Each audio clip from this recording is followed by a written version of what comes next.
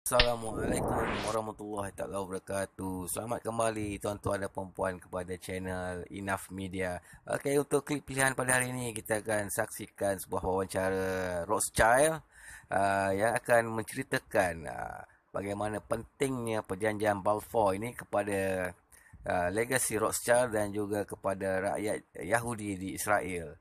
Okey, saksikan untuk anda. Semoga mendapat sedikit maklumat dan informasi yang berguna.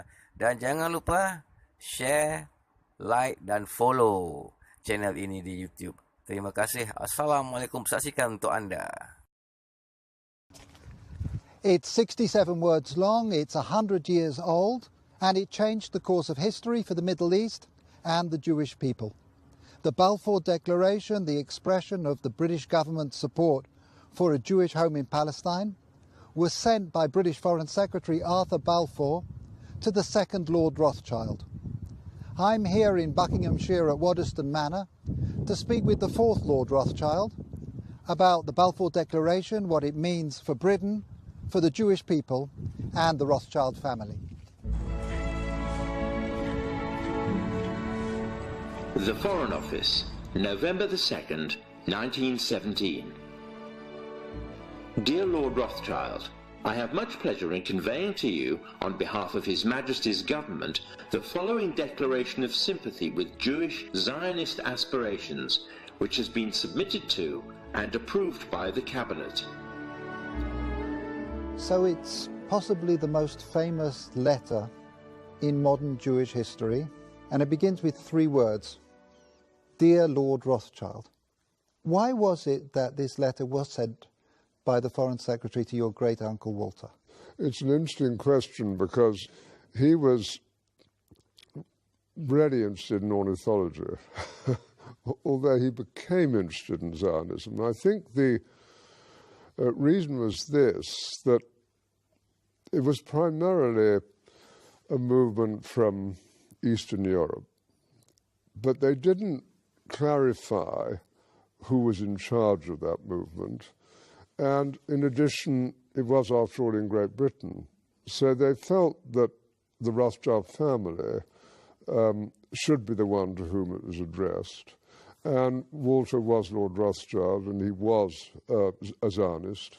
And those really are the background reasons. So Walter received the Balfour Declaration, and I have a copy here. And I wonder if I could possibly ask you to read it for us. Yes, indeed. Yeah. I'm going to put on my spectacles to make sure I read it accurately. His Majesty's Government view with favour the establishment of Palestine as a national home for the Jewish people, and will use their best endeavours to facilitate the achievement of this object, it being clearly understood that nothing shall be done which may prejudice the civil and religious rights of existing non-Jewish communities in Palestine, or the rights and political status enjoyed by Jews in any other country. I should be grateful if you would bring this declaration to the knowledge of the Zionist Federation. Yours, Arthur Balfour. And here it is, the Balfour Declaration. What do you feel when you see it here? I genuinely feel it's one of the most extraordinary moments in the history of the Jewish people. If you think it took 3,000 years to get to this, and then you say, how did this miracle happen? It's the most incredible piece of opportunism. I mean, if you think you had an impoverished would-be scientist, Chaim Weizmann, who somehow gets to England, meets a few people, including members of my family, seduces them. He has such great charm and conviction. He gets to Balfour, and he unbelievably persuades Balfour and Lloyd George, the Prime Minister, and most of the ministers, that this idea of the national home for Jews should be allowed to take place. I mean, it's so unlikely. And then he's, starts to fight a difficult battle with the British cabinet, and this letter goes through 5 drafts, as you know. And in the end, it comes out as a rather compromising letter. I mean, the essential point is there for the Jewish community to fasten onto. You have the first bit, which promises a national home rather than the national home, and then you have the bit that nothing that's to be done should in any way harm the Arab community. But you come back to the big point, which is that this is perhaps the greatest event in Jewish life for thousands of years. And it's a miracle that it took place. And of course, the Rothschild family then as now filled two roles, because it wasn't just a leader of diaspora Jewry, it also played a very significant role in the early years of the establishment of the pioneer communities in Israel as well. There were two branches of the Rothschild family primarily concerned. One in France through Baron Edmond de Rothschild, who was the one who responded to the Russian programs of the 1880s. In England, there was a divide. Some of the Rothschilds, in particular Baron Edmond's son, James, known as Jimmy, had come from France, partly because of the Dreyfus case and his horror about what had happened, to live in England. He was educated at Cambridge University. And he married an English girl, Mrs. James de Rothschild, and she became a leader at a very young age. She was only 17 when she started writing to Weizmann and introducing him to the British establishment. Other Rothschilds felt it was better to be assimilated into English life, and although they retained their interest in Judaism and Jewish life, they didn't think it was a good thing that this national home should be established in Israel. So it was something that divided my family, as with many other families. I wonder, as somebody who moves in the highest echelons of British society and is very close to Israel, whether you in your life feel a tension between concern for Israel and loyalty to Britain? No, I don't personally feel that. I mean, I've been completely committed to Israel since the early 1960s and have been there every year since. So I don't feel that conflict, but I, of course, feel huge loyalty to Great Britain. Just tell us a little bit more about Walter, the second Lord Rothschild, because he was an unusual and colourful character. He was a deeply eccentric man, but from a very early age his passion was collecting.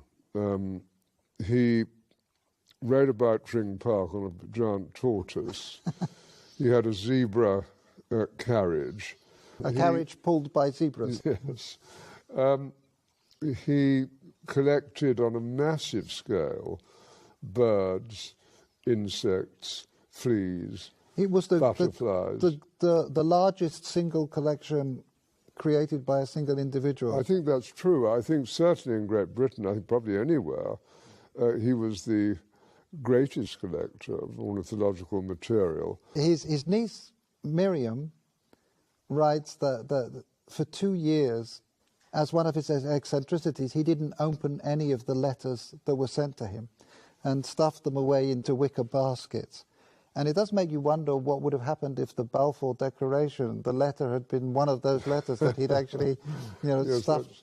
That's true. At that stage, and it's very difficult to quite understand why, he had taken a deep interest in what was happening about the possible Balfour Declaration. So maybe those letters would have got to the top of his pile. I just want to revisit for a moment your cousin Dorothy, who you mentioned, who at an extraordinarily young age, still in her teens, played such a critical role as a go-between and a facilitator for Chaim Weizmann. Can you say a little bit about that? Well, she married my cousin Jimmy when she was 17. So this is your cousin Dorothy, Dolly. Yep, Mrs. James de Rothschild. And from her teenage years onwards, she was a major supporter of Israel, wasn't she? Major supporter. I mean, she worshipped her husband, who'd been deeply committed, son of Baron Edmond. It was due to him, I think, that she became interested. But once she became interested, she became passionately interested. After his death, she became even more committed. She just wanted to carry out his wishes and what he cared deeply about. And then she had her own personality, a deeply good human being who was quite unselfish. She devoted herself to this place, to Israel, and to a few friends, and had a wonderful life. And you can read letters from her to Weizmann and from Weizmann to her when she was only 17. And what she did, which was crucially important, was to connect up Weizmann with the British establishment. I think she also trained him in how to deal. She helped educate how to and it's conduct himself. At that age, but she did sort of tell Weizmann, how to kind of integrate, how to insert himself into British establishment life, which he learned very quickly. So I'm here in the Waddesdon Manor archives, where there is a treasure trove of remarkable documents from the time of the Balfour Declaration. We have the correspondence here between the teenage Dorothy and her husband James, and it's really a love story. Here Dorothy is writing to James. She says, "Jimmy, I thought I would not like one day to pass without giving you a piece of news you have never heard before. I love you." But of course their correspondence wasn't just romantic correspondence. Here we have detailed letters describing her dealings with Zionist leaders, her advice and her suggestions regarding the conferences of the Zionist movement. And here we have a letter that the young Dorothy, still not 20, sent to Dr. Chaim Weizmann, where she's talking about the meetings that she's arranged for him. And as we've heard, she was helpful in training and preparing him to enter into the highest echelons of British society to advance the cause of the Zionist movement. And she was an important character in your life as well. She really introduced you to Israel in some way. She was a crucially important character in my life. I became a trustee of Yad Hanadiv over 50 years ago. Which is the Rothschild Philanthropic Foundation. Yeah, being our foundation. And I think I first went in 1962. Can you share with us your sense of what things have been changing in Israel since that first visit? Yes. As Israel, I think, became more and more successful in all sorts of ways, industrially successful, absorption successful, technologically successful, great universities, the problems with the wars that took place, being the clearest examples, of security became more paramount.